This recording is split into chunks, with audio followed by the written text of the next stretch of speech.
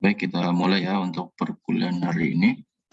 Insya Allah pertemuan hari ini pertemuan ke-13 ya, kalau tidak salah.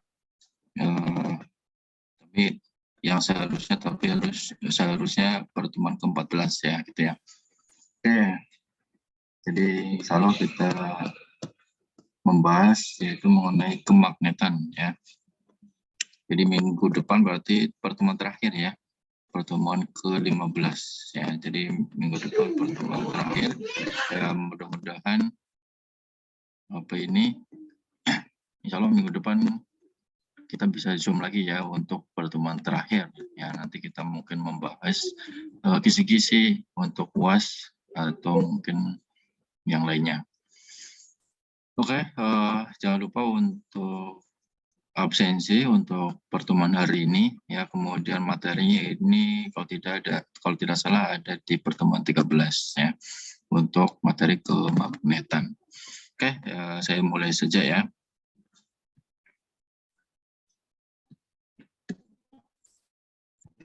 Oke, jadi materinya adalah kemagnetan ya. Kemarin dari bahan tertentu ya, nanti bisa menarik ya, berarti ya bisa tarik menarik ya, seperti itu. Nah, asal usul dulu ya, asal usul kemagnetan. Jadi kata magnet itu berasal dari kota ya, ini bisa dinamakan kota Magnesia ya, yang merupakan nama suatu daerah di Asia kecil ya, di mana ditemukan batu besi lebih dari 2000 tahun yang lalu. Jadi mungkin karena di kota ini Magnesia, di kota Magnesia ini saking banyaknya ya batu yang bermagnet di situ ya, jadi maka itu mungkin akhirnya dinamakan dengan magnet seperti itu, batu magnet seperti itu ya.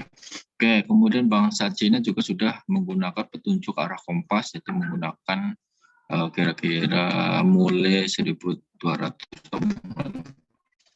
Nah bahan magnet dan non magnet, yang pertama yaitu bahan magnet ya. Jadi dikatakan bahan magnet itu bahan yang dapat ditarik dengan kuat oleh magnet ya, dan dapat dimagnetkan. Contohnya apa, yaitu besi, baja, nikel, kobalt, yaitu juga ini bisa kita jadikan magnet gitu, atau kita tarik gitu ya.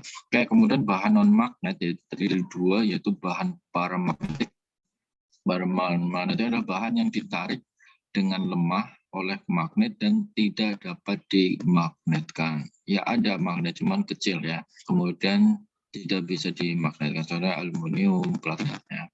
Kemudian yang keduanya itu bahan diamagnetik, yaitu bahan yang ditolak dengan lemah oleh magnet, tidak dapat ditolak ya. Contohnya itu seng, bismut, yaitu termasuk bahan diamagnetik. Artinya dia ditolak di situ. Jadi kalau kita misalkan mau bikin magnet ya, bahan yang kuat yaitu besi, baja, nikel, kobalt itu ya. Jadi ini yang bisa kita menjadikan bahan magnet seperti itu ya.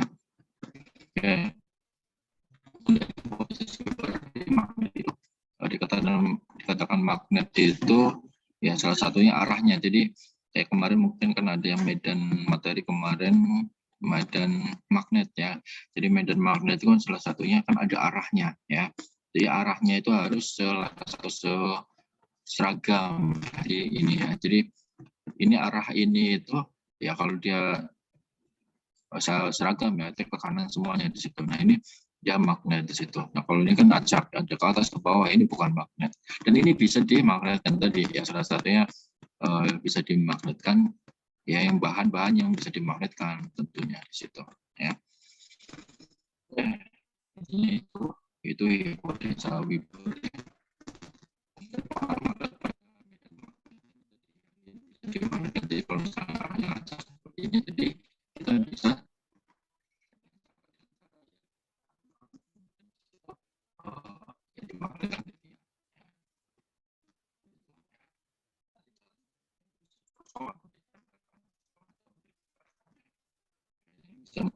bisa untuk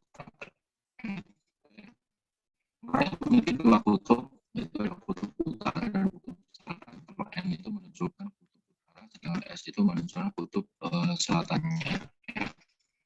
Nah, sifat dari kutub magnet yang pertama itu bisa tarik menarik. Ya, ketika tarik menarik, ketika dia berlain jenis, ya berlain jenis kutub utara bertemu dengan kutub selatan di situ. Ketika dia menempel, ya pasti akan kutubnya itu pasti akan ada kutub utara dan kutub selatan.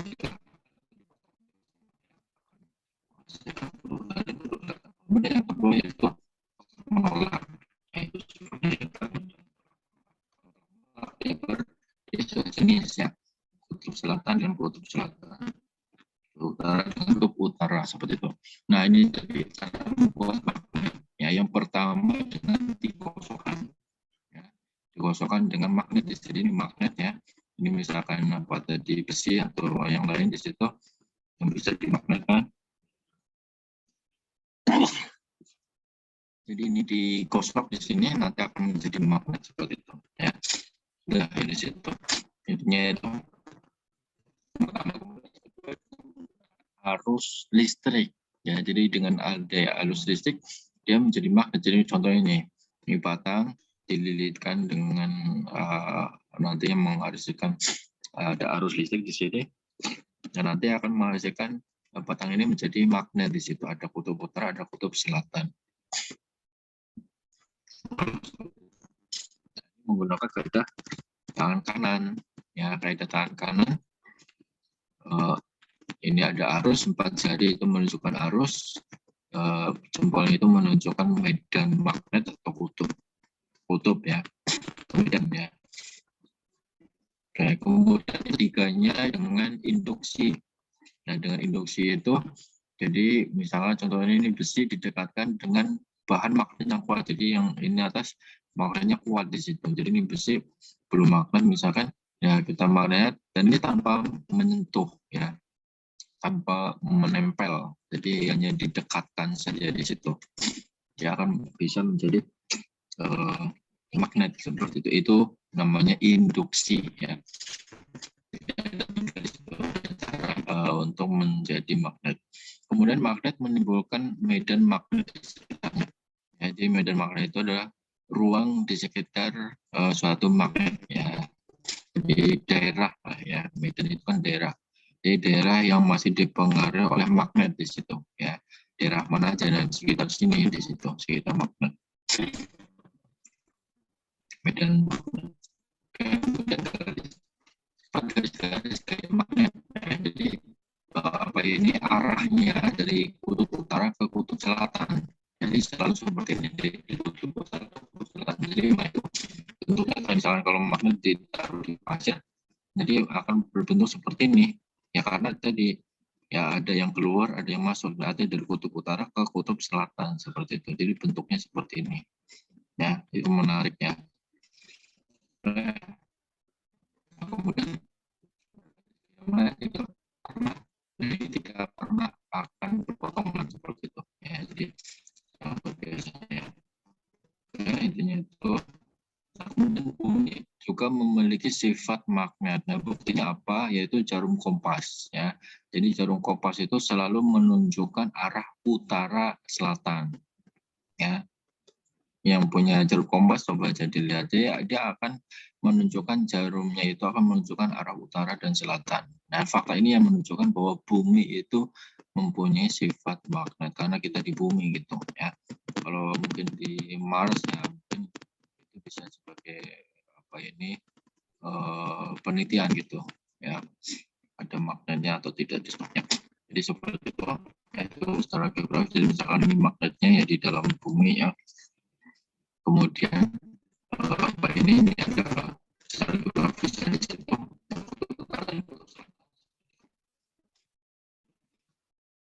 Kemudian ada namanya sudut deklinasi dan inklinasi. Ya, sudut deklinasi dan inklinasi. Oke. Sudut deklinasi dan inklinasi. Ya, jelas ya suara saya. Kayak sudut deklinasi itu ya, sudut deklinasi itu Nah, sudut deklinasi adalah sudut yang dibentuk antara arah utara selatan geografis dengan arah utara selatan kompas. Jadi kita bandingkan antara kompas dengan arah bumi di sini. Jadi arah bumi itu utaranya ke sana, dan arah kompasnya itu arahnya ke sini. Ya, walaupun mungkin ada mention sedikit ya. Nah, ini yang sedikit ini adalah namanya sudut deklinasi, ya. Sudut deklinasi. Kemudian keduanya ada sudut inklinasi. Sudut inklinasi adalah sudut yang dibentuk medan magnet di sembarang titik, ya, dengan horizontal. Jadi dibentuk dengan horizontal di situ arah medan magnet dengan arah horizontal bumi di situ. Nah, di sini akan membentuk sudut namanya sudut inklinasi. Nah, kemudian medan magnet di sekitar arus listrik, ya. Medan magnet di sekitar arus listrik yaitu percobaan dari percobaan Oersted, ya. Jadi percobaan Oersted ini abad 18, ya. Jadi dia ini merupakan di sini kalau kita lihat, ya, itu ada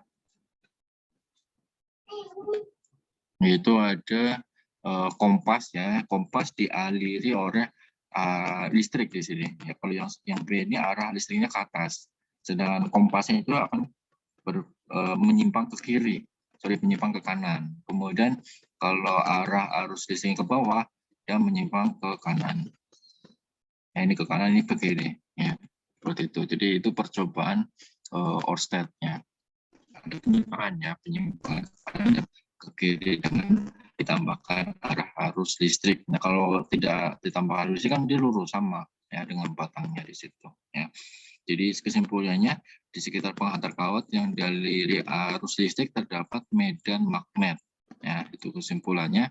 Dan arah medan magnet bergantung pada arah arus listrik yang mengalir, seperti itu, ya. Ini garis-garis gaya magnet di sekitar penghantar listrik, ya. Jadi dengan arah arus dialiri arus listrik di sini kawatnya misalkan ke atas, ya, kompas itu akan bergerak, ya, menyimpang ke kanan, ya. Kemudian ke kiri dia menyimpang ke bawah, menyimpang ke kiri, seluruh kompasnya di situ, ya. Jadi itu, ya, ada efeknya, ya. Menggunakan beda tangan kanannya, beda tangan kanannya, empat jarinya itu menunjukkan medan magnet, sedangkan jempolnya itu menunjukkan arah arusnya, yang menunjukkan arah arusnya, arus itu ke bawah situ. Kemudian garis-garis medan magnet pada solenoida. Jadi solenoida itu batang dililitkan dengan kawat di situ, ya, dililiti dengan kawat, ya, nanti akan menghasilkan medan magnet di situ atau yang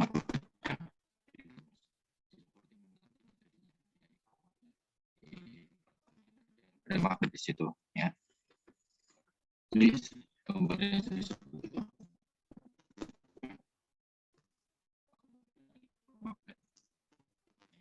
Aplikasikan pada komponen-komponen tertentu, ya, misalkan itu, ya, dengan adanya magnet dia akan membuka, jadi pintunya itu akan membuka dengan adanya magnet di sini, ya.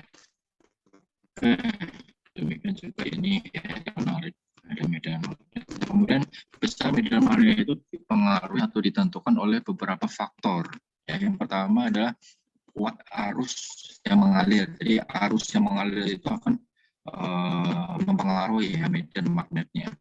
Kemudian jumlah lilitannya. Jadi jumlah lilitan ini dengan yang ini itu berbeda, ya. Jadi jumlah lilitan juga akan berpengaruh, ya, kayak karena mungkin mobil-mobil Tamiya yang ada lilitannya di situ kita tambahkan lilitannya, dia akan semakin cepat, ya. Jadi itu akan berpengaruh. Kemudian bahan intinya, ya, bahan yang dimasukkan ini, ya, warna biru ini juga bahannya apa itu akan berpengaruh, ya, ke dalam medan magnet yang dituliskan kemarin, ya, rumusnya. Penggunaan elektromagnetik untuk mengangkat benda-benda dari sini, ya, ini gunanya, ya. Jadi dia dengan adanya magnet ini akan ketarik semuanya, ya, yang berbahan besi di situ. rumah mobil misalkan ya, ini juga akan lebih mudah ya dengan adanya magnet di situ ya. Kemudian listrik yang menggunakan magnet ya, prinsip magnet ya, tapi ini mungkin yang dulu ya, kalau yang sekarang mungkin sudah menggunakan sensor ya, lebih kemudian relay ya, relay juga sama dia menggunakan prinsip apa ini, medan magnetnya, ini magnetnya ya, ada lintanya, nanti ini saklarnya di situ. Nah, pada pengamatnya juga sama, jadi menghasilkan arusnya tergantung pada kuat arus listriknya, kuat medannya, dan panjang pengamatnya.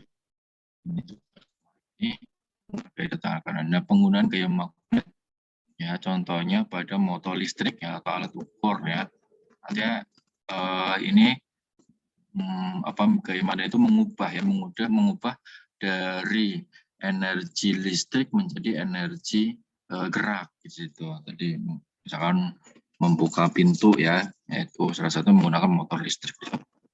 Ya, ini gambarannya. Kemudian alat ukur ya, jadi bisa mengukur ya di situ. Ya, alat ukurnya misalkan arus atau apa di situ ya, juga bisa. Nah, prinsipnya apa ini, jarum dialiri arus, kemudian kumparan akan berputar, kemudian kumparan itu dapat berputar terus karena tertahan ya dengan bekas di situ. Jadi terus berputar, nah itu menghasilkan nilainya di situ, arusnya. Ya, jadi apa ini, dari arus bisa bergerak, energi gerak, atau energi gerak dari menghasilkan energi apa ini, listrik situ. Oke, mungkin ini untuk perkuliahan hari ini sampai sini. Ada yang ditanyakan?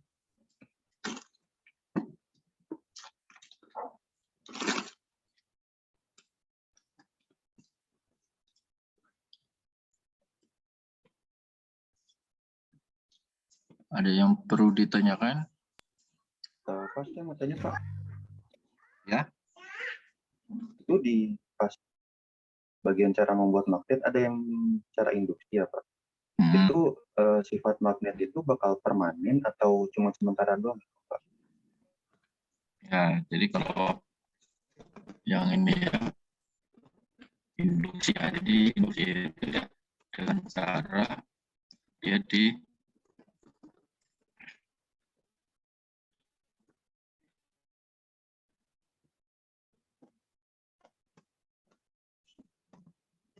dengan cara diinduksi ya, diinduksi. Nah ini ya, jadi dia tanpa menempelkan di situ ya, dengan apa ini, dia tanpa menempel, dia bisa menjadi sifat magnet ya. Nah, sifat magnet ini bisa menjadi permanen ya, bisa menjadi permanen selama dia ya tentunya sifat magnetnya itu tidak hilang di situ ya, dia bisa menjadi permanen ya, tetap mempertahankan ya sifat kemagnetannya di situ. Ini kalau, nah ini tergantung dari baja, apa ini bahannya ya. Kalau baja dia akan permanen ya, tetapi kalau besi ya, karena besi itu dia apa ya, lebih mudah mengurai kali ya, jadi dia akan mudah menghilang di situ. Ya, itu tergantung tadi ya, bisa permanen atau tidak tergantung dari bahannya, bahan di sininya, bahan besi atau baja atau yang lainnya seperti itu. Ya, kurang lebih seperti itu. Paham? Paham Pak. Terima kasih Pak. Ya, jadi tergantung dari apa materialnya. Ya, jadi kalau kita pengen misalkan apa ini yang permanen, ya tentunya bahannya itu berbeda ya. Misalkan kita menggunakan baja di situ, beda dengan besi di situ ya. Jadi tergantung dari bahannya. Oke, ada lagi?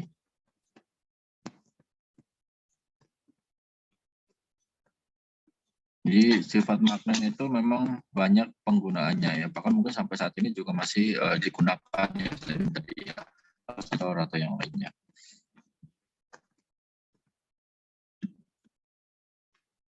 Ada lagi?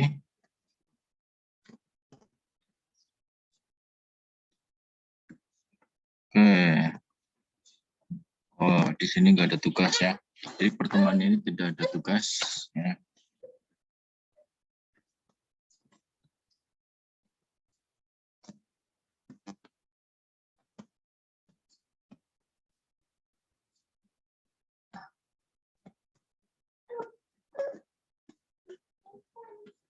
Ya, ada yang ditanyakan?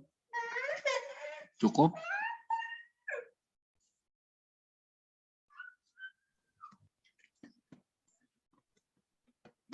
Cukup kali ya. Oke.